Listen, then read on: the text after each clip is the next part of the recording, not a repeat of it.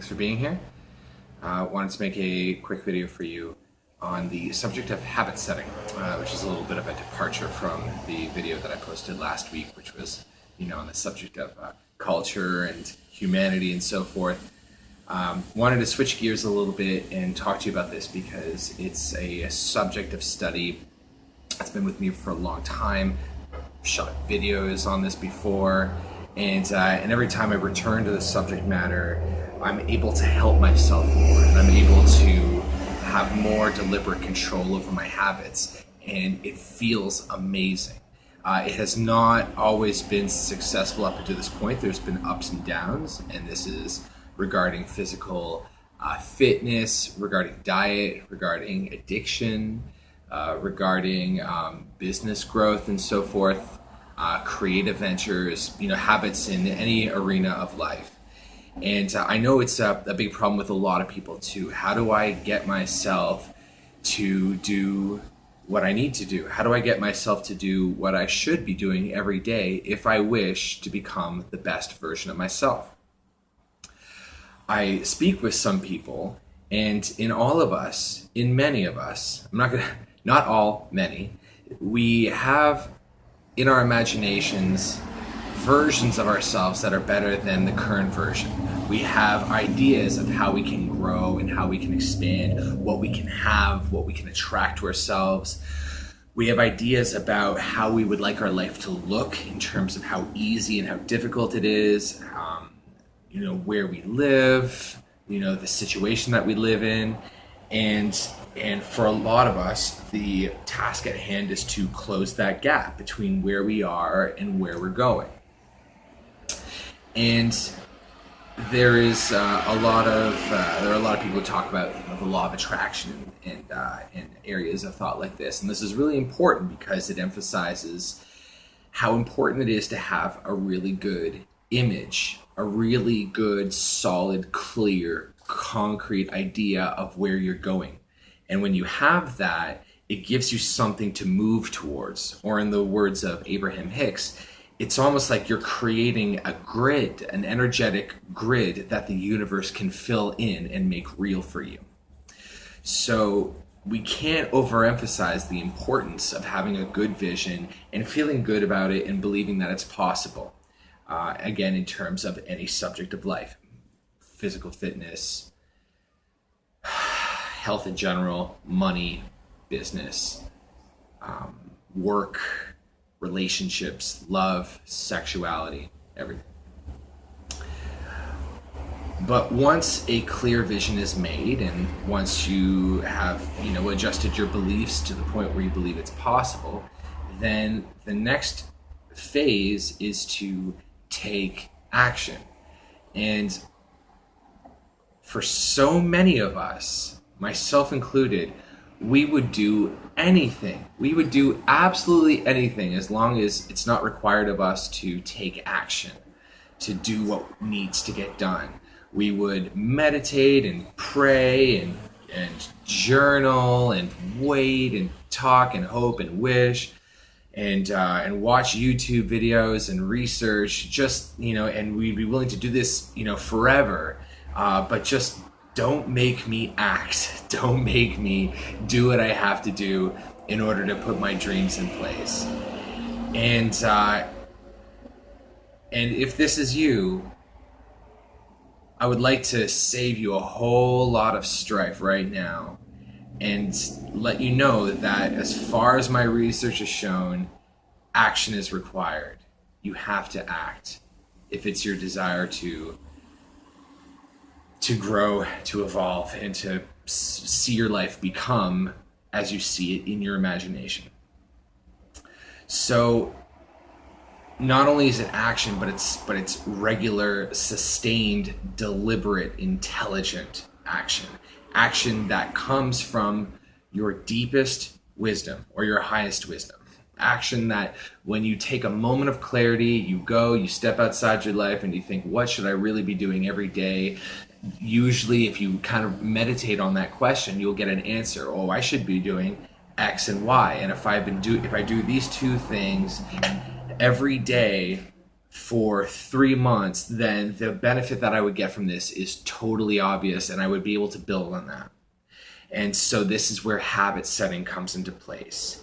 Habit setting is absolutely important. It is of utmost importance that we choose habits and deliberately implement them and keep them and get good at keeping habits so that we can be in the driver's seat of our lives.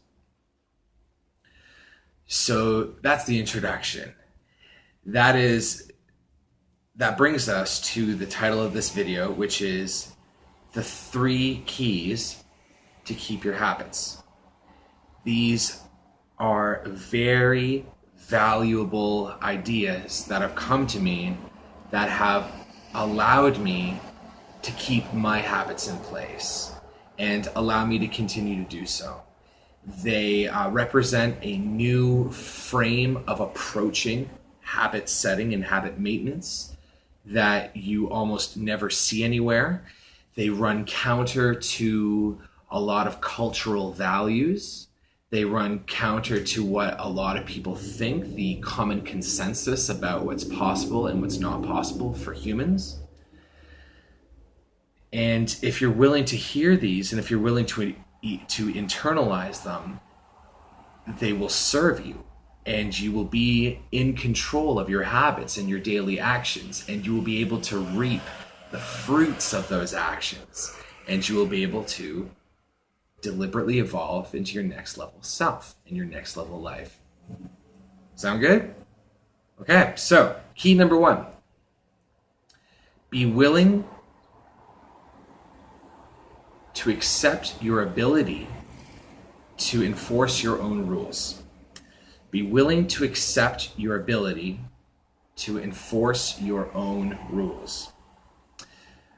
When New Year's comes around, or whenever we just have a moment where it's like, okay, I want to turn the ship around, we'll think about a habit we want to put in place, and we'll approach it with this feeling of, I hope I can do it. I hope it works out. And we're kind of approaching it expecting to fail.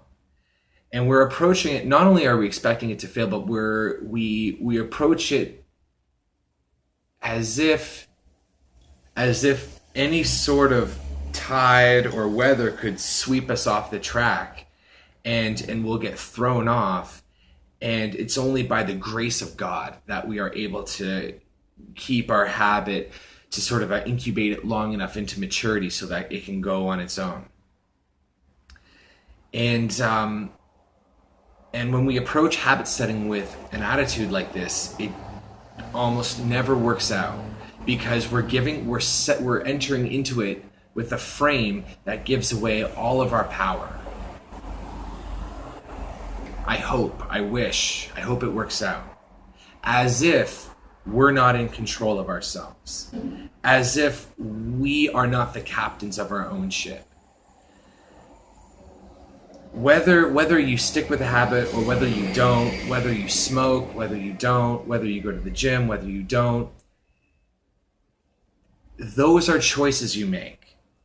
And it doesn't serve you to act as if they're not choices, as if a choice is being made for you by someone else or by something else. These are choices that you make. And if you're too lazy or whatever, like, fine, but don't offset the blame on something else. I chose to be lazy. I chose to give up. I chose to negate my promise to myself. At least describe these events in terms of decision, like in terms of choosing and deciding and not being chosen and decided for you. So key number 1, let go of all of that, all of those ideas and all those beliefs that it's not up to you, because it is up to you, and you decide every time you are deciding, 100% you. Key number 2, be willing to enforce them when it's hardest. So this is a build on number one. Number one is allowing the awareness to be there that we are in the driver's seat and that we're in control and that we choose. Key number two is being willing to enforce these rules and be willing to choose what we promised ourselves we would choose.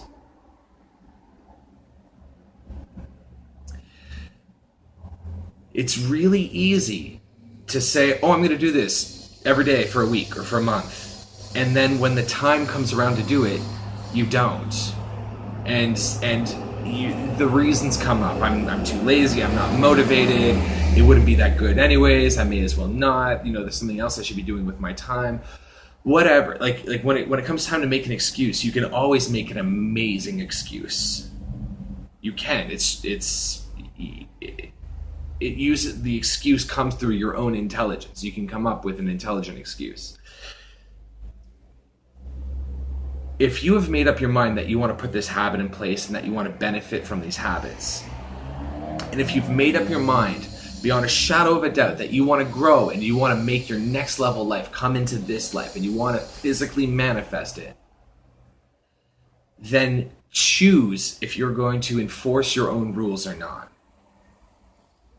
Because you're putting a habit in place, it's a set of rules. If you're not willing to enforce them, it's not going to happen.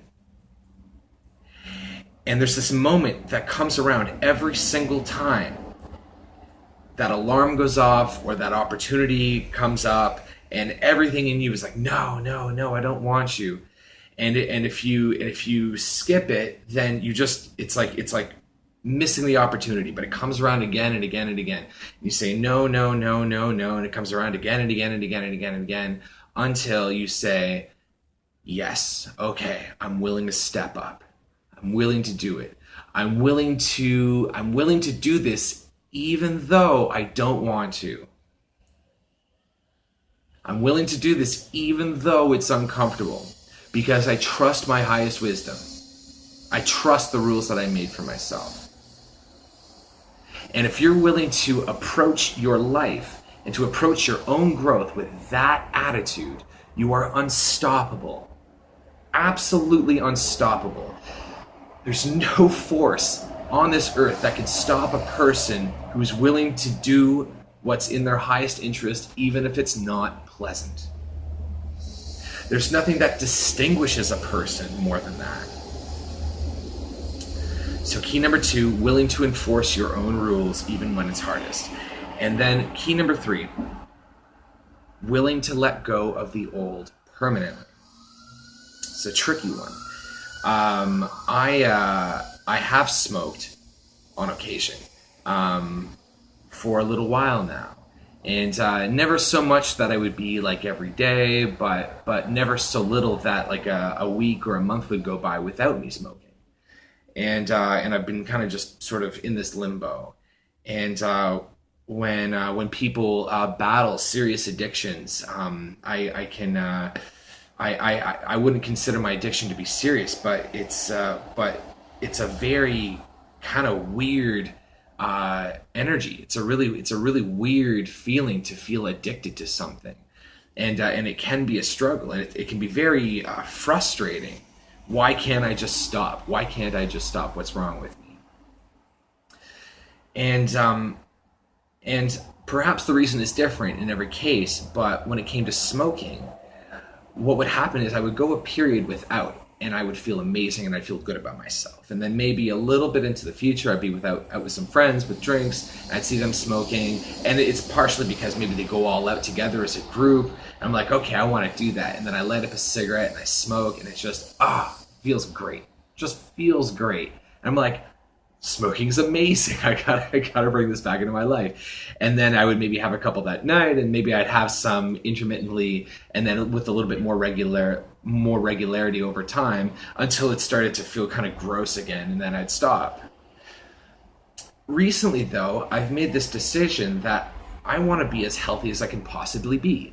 I just want to be my healthiest possible self.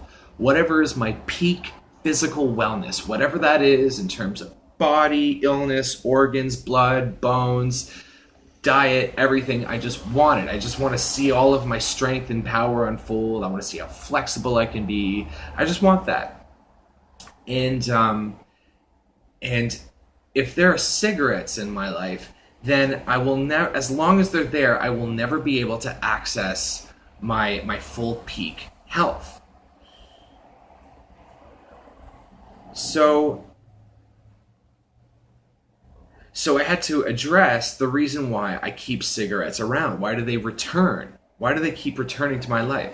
And the reason is that I see value in them. To me, even after all this time, I'm still convinced that cigarettes add something, that they're good. And I would say, like, what's good about them? That just feels great. It's a good experience. It's fun to bond with people over them, and it's pleasant.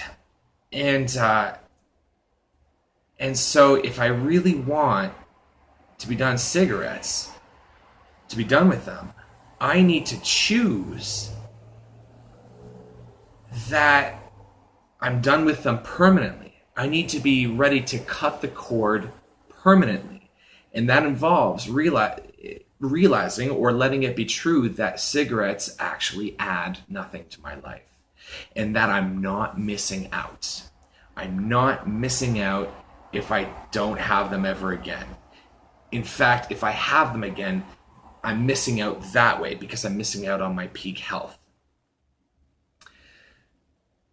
So that was kind of a decision that I've made, and I'm even making right now in real time as I bring this up with you, that cigarettes do not add anything to my life, and if I don't have them, I'm not missing out.